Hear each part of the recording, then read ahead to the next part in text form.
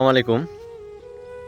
আল্লাহ যে গজবটা দিছে আমাদের বিরামপুর থানায় শিলাবৃষ্টিতে বিশেষ করে আমার অনেক ক্ষতি হয়ে গেছে। আমি ১ বিঘা ঝাংলা লাগাইছি কল্যা শশা কালায়। সেই কল্যা কালায় শশার অনেক ক্ষতি হয়ে গেছে। একটারও আগাল নেই, সব আগাল ভেঙে গেছে। ১ বিঘা ঝাংলাতে আমার মূলত ৩০ থেকে ৩৫,০০০ এরকম খরচ হয়েছে, কিন্তু ঝাংলার অবস্থা আমার খুবই খারাপ।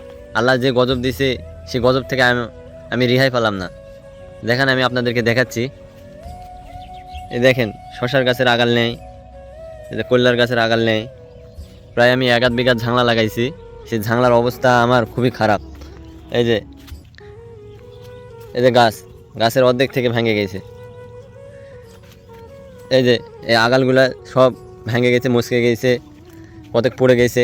এক একটা করে আগালে হিসাব ছাড়া যে জ্বালা আসছিল। এই যে দেখেন জ্বালা আসছে, এই যে এই জ্বালার মাথাটা নেই, এই যে এটার আগালের এক নেই। এই যে এখানে সব ঝাংলাত উঠে গেছিল। আল্লাহ যে গজব দিছে সেই গজব থেকে রেহাই পেলাম না। আমি আপনাদেরকে দেখাচ্ছি আমার ঝাংলার অবস্থাটা। আমি মূলত ১ বিঘা ঝাংলা লাগাইছিলাম, কিন্তু আমার ঝাংলাটা মনে হয় আর টিকবে না। এটা আমাদের ফেলা ঝাংলা, কিন্তু ফেলা ঝাংলারও অবস্থা খুবই খারাপ। এই যে আগাল নেই, আগালে মুচকে গেছে। এগুলো হতেও পারে, না হতেও পারে। আল্লাহ যদি চায় তাহলে এখান থেকে আবার হবে, আর যদি না চায় তাহলে এখান থেকেই শেষ।